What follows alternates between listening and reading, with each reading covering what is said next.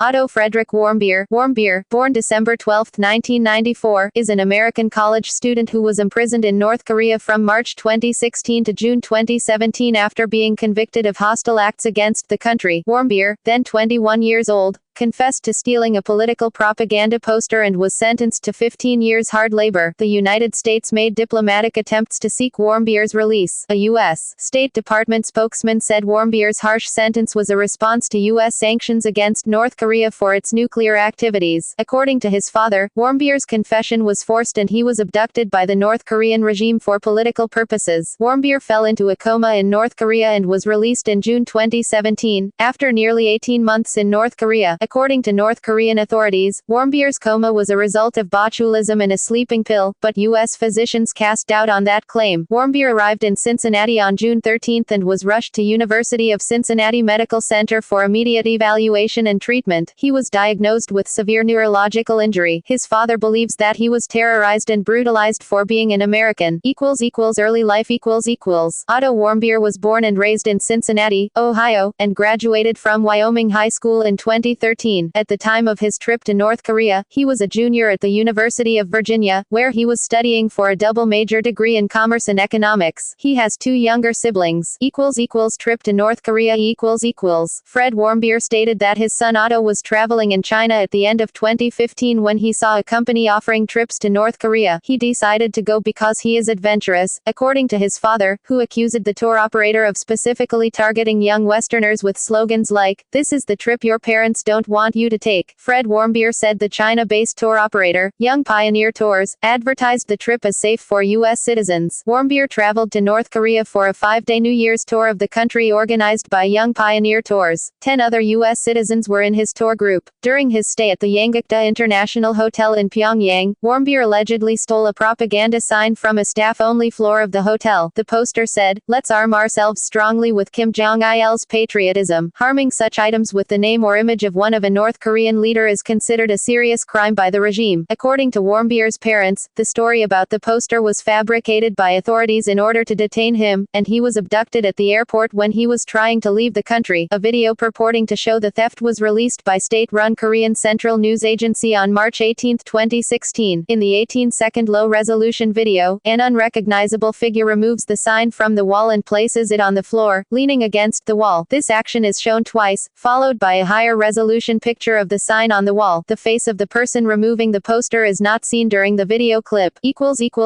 Arrest and conviction On January 2, 2016, Warmbier was arrested while in the process of departing North Korea from Pyongyang International Airport. The other guests in his tour group all left the country without incident. His crime was described as a hostile act against the state by the North Korean news agency KCNA. In a news conference on February 29, 2016, Warmbier confessed to stealing a piece of North Korean propaganda to take back to the United States. He said he stole the banner for the mother of a friend who wanted it as a souvenir to be hung on the wall of a church in his hometown of Wyoming. He was offered a used car worth $10,000 as payment, or if he was detained and didn't return, $200,000 would be paid to his mother in the form of a charitable donation. Warmbier said he accepted the offer because his family was suffering from very severe financial difficulties. He also said he was encouraged in his act by his desire to join the Z Society, a semi-secret ring society and philanthropic organization at the University of Virginia. Warmbier's confession was as follows: "I never should have allowed myself to be lured by the United States administration to commit a crime in this country. I wish that the United States administration never manipulate people like myself in the future to commit crimes against foreign countries. I entirely beg you, the people and government of the DPRK, for your forgiveness. Please, I made the worst mistake of my life." However, Warmbier's father later said the confession was coerced and that the story about the used car and church in Wyoming was nonsensical. On March 16, 2016, 2 hours after U.S. envoy Bill Richardson met with 2 North Korean diplomats from the United Nations office to press for Warmbier's release, Warmbier was sentenced to 15 years of hard labor. In May 2017, Warmbier's father said he and his wife wanted their son to be part of any negotiations between the U.S. and North Korea. Other countries countries and organizations have condemned Warmbier's sentence. Human Rights Watch called the sentencing outrageous and shocking. A U.S. State Department spokesman stated that the harsh sentence was imposed for political purposes and was actually a response to strengthened economic sanctions due to increased North Korean nuclear weapons testing.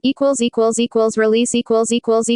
On June 12, 2017, Rex Tillerson, the United States Secretary of State, announced that North Korea had released Warmbier. Tillerson also announced that the U.S. State Department secured Warmbier's release at the direction of President Donald Trump. Tillerson said that the State Department continues discussing 3 other detained Americans with North Korea. Warmbier's parents told Washington Post that Warmbier was medically evacuated, saying they were told by North Korean officials that Warmbier contracted botulism sometime after his trial and fell into a coma after being given a sleeping pill. They learned he was in a coma only 1 week before his release. Richardson was in contact with the family and said Warmbier urgently needs medical attention. Prior to his arrival, a doctor with the Cincinnati Health Department discussed Warmbier's case and expressed skepticism over the claim that botulism or a sleeping pill caused the coma. Otto's father Fred believes that North Korea intentionally terrorized and brutalized his son.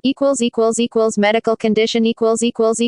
On June 15, 2017, physicians at the University of Cincinnati Medical Center stated that Warmbier had suffered extensive brain damage, which is consistent with a cardiopulmonary event rather than a head injury. Warmbier's father held a press conference that day, but declined to answer a reporter's question as to whether or not the neurological injury was caused by an assault, saying he would let the doctors make that determination. He stated that they did not believe anything the North Koreans had told them. Neurologist Daniel Cantor, director of the Neurocritical Care Program at University of Cincinnati Medical Center, explained that the 22-year-old Warmbier is in a state of unresponsive wakefulness, a newer term for what is commonly known as persistent vegetative state. Tests revealed he has suffered extensive loss of brain tissue throughout his brain. Cantor stated that Warmbier's brain injury was typical of a cardiac arrest that caused the brain to be denied oxygen. Doctors also said that they did not find any evidence of physical abuse or torture. Scans of Warmbier's neck and head were normal outside of the brain injury. Doctors said they did not know what caused the cardiac arrest, but that it could have been triggered by a respiratory arrest. Brandon Foreman, a neurointensive care specialist at the hospital, confirmed that there was no sign of a current or past case of botulism, which can cause paralysis but not coma. Some medical records from North Korea were sent back with Warmbier, revealing he had been in this state since April 2016, 1 month after his conviction. Fred Warmbier expressed anger at the North Koreans for his son's condition, saying, "There is no excuse for any civilized nation to have kept his condition secret, and denied him top-notch medical care for so long." See also